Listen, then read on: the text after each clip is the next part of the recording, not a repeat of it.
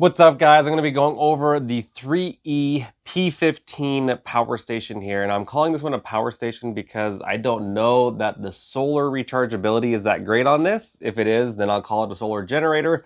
Bottom line is, guys, don't get mixed up about those terms. It's just a way to better understand what these things can and can't do. But I want to go over this system because I've been impressed with it. I've been testing it for over 2 months now. I've taken it on lots of trips, used it in lots of different situations, especially using it for a DC fridge and just charging my laptop and my drone, and it has been wonderful for those things. So if you're looking at this as something like an emergency preparedness item, definitely not really thinking that's going to be a good fit for this. But if you're just looking for some easy portable power, then the 3E P15 I think is a really good option. So I want to go test those things and show you what I've been able to do with it so far. So if that interests you, stick around because I think you'll like this P15 unit.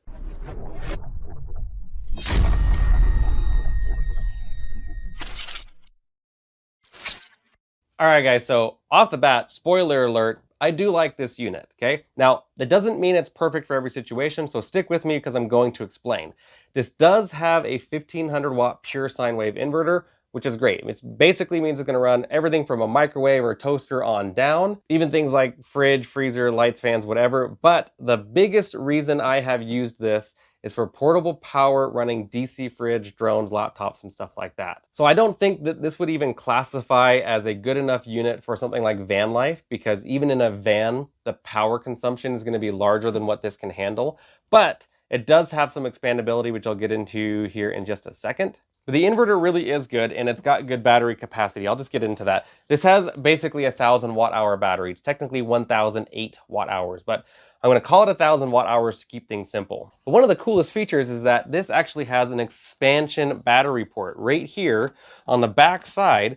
You can plug in another battery of the same size and actually the same battery that's in this unit. So that way I can actually get 2000 watt hours of battery. Now, doing that actually gets it to the same battery capacity as like this Ace Volt and the P2001 from Alcatel and stuff like that. Even similar to the Flex 1500 from Energy. The 2000 watt hour battery is the same size battery that comes on the Titan solar generator, which is much bigger than this. So that battery expansion is actually pretty impressive. Now, some of you guys are going to hate that it's lithium ion and not lithium iron phosphate. I get that. But think about it. This is not meant to be some super powerhouse system. It's meant to be lightweight and portable, which is why they use lithium ion, because lithium iron phosphate is much heavier. Now, the weakest link that I see in this system is actually the solar input. It does have 300 watts of solar input. However, the charge parameter is what kills me. It's a charge parameter of 10 to 40 volts at 8 amps. And what that means, even for something like this 100 watt solar panel, which is the kind that we have at poweredportablesolar.com, these are the ones that I use personally, the ones I like the most. They have the highest output of all the 100 watt panels that I've tested. This has a VOC, or an open circuit voltage rating, of about 21 volts. And so to put two panels together in series, where one's connected directly to two, that would put me at 42 volts, which is over the charge parameter of this unit. Now, I could probably get away with it. It's probably not going to hurt it, but if you put too many extra volts over the recommended voltage, you're going to burn out the charge controller, no question. And so it's really hard, even though this has a 300 watt charge controller, I have not been able to get 300 watts to go into it, which is the big problem that I'm having. So that's the biggest fault in this system. If they had just made a charge controller that had a little bit better charge parameter, then I could easily connect up to 300 or 400 watts to get that full charge to go into it.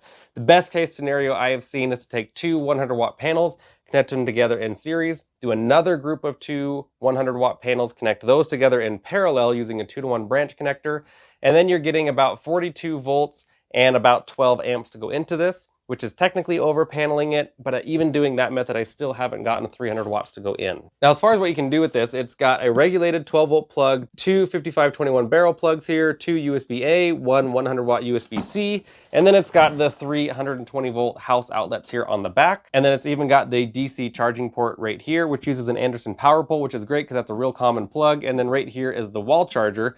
And that's one of the things I like a lot about this P15 unit, is this storage space right up here. I actually can keep the whole wall charger right here. There's no big power adapter brick on it, so that keeps life really easy. I got a car charger right here, and then as well the Anderson power pole to MC4 adapter for solar charging. I keep the user manual in here as well, but EcoFlow has done similar things where they are using the tops of their batteries as storage compartments, and I really, really like that because it keeps life so much simpler.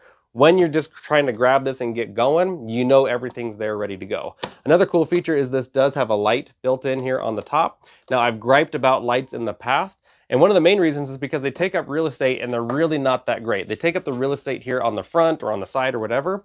This one is tucked away, and I have found this to be bright enough. Recently on a camping trip, my kids were making bead bracelets and necklaces and stuff. And with how bright this is, it's plenty enough to do activities like that. So it's good enough for simple activities, but obviously I wouldn't use it like a flashlight. Now, a 1500 watt inverter is gonna be plenty to run a lot of simple things, which is what makes it so good for portable power. The real most common way that I've used it, I've done this multiple times, I'll put up pictures here. I went to a hand-to-hand combat training class recently. It was 3 days in the sun, outside, super hot, and I wanted to make sure I had ice cold water and cold food and everything ready to go so that way I could keep myself going as best as possible. So I brought this as well as my DC chest fridge freezer, and it kept it running all day. I don't even think I got below 50% running it the entire day. And then on another trip, I used this to keep actually an ice cream cake cold.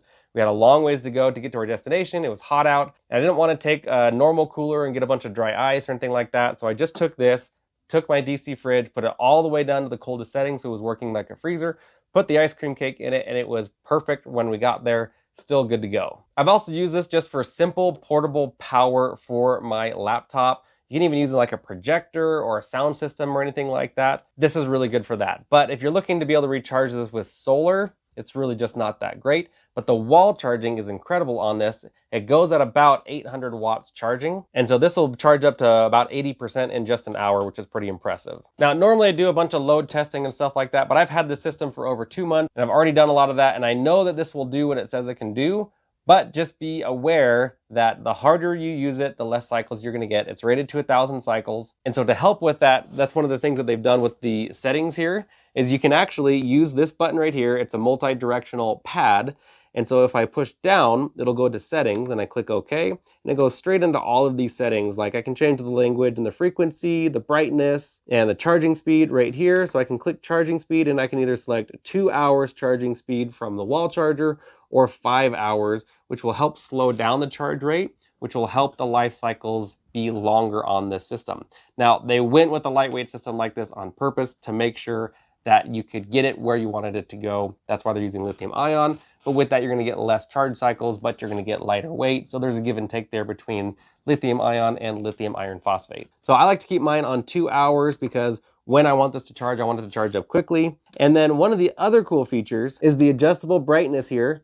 So if it's really bright out, I can adjust the screen all the way up, or if it's really dark in a room and I don't want the screen blinding me, I can adjust the brightness there. But even cooler than all of that is this UPS ability. This does work as a bona fide UPS. I could have, say, a refrigerator plugged into this and then have the wall charger plugged in. And so this is going to stay at 100%. And then as soon as grid power shuts down, this is going to continue to take over, running the power for the fridge for as long as the battery lasts. That's where it would be helpful to have a couple of solar panels connected, because that is going to help offset the power usage of the fridge to help it run even longer. But again, this really isn't the right size for emergency preparedness, but just be aware it does work really well as a UPS setup. Now, my Patreon members, I appreciate you guys because you're always sending me questions and I love having this direct contact with you. If you guys want to have direct contact with me where you and I can chat independently, just go to patreon.com/minutemanprep and consider becoming a member there. And to all of my subscribers, thank you so much for being here. You guys are incredible and I appreciate you continuing to come to the channel, and especially you, if you're a new viewer, consider subscribing. You may be considering other systems. This is a feather cap sized solar generator. If you don't know what that means, I'll have a link down to the comparison chart, which compares all the solar generators live on an updated sheet. It's 100% free. You get all of the information, apples to apples comparison on everything. You just click the tabs on the bottom of that sheet and it'll take you to the different sizes of solar generators. So that way you're not comparing this to something that's way bigger, that's way more capable. If you are interested in getting a system like this, then there'll be links down below as well as links down to poweredportablesolar.com, so you can see my top recommended emergency backup power kits. This is for running your entire house, running an off-grid cabin, running RVs, running van life setups, whatever it is. I have kits there that I prefer, that I personally use, that I own, that I purchased with my own money.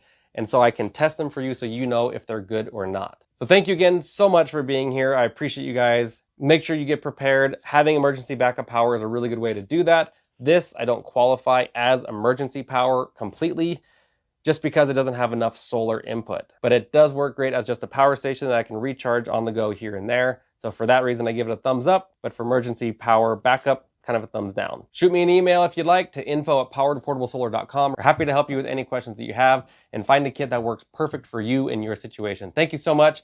Be prepared. I will see you guys in the next video.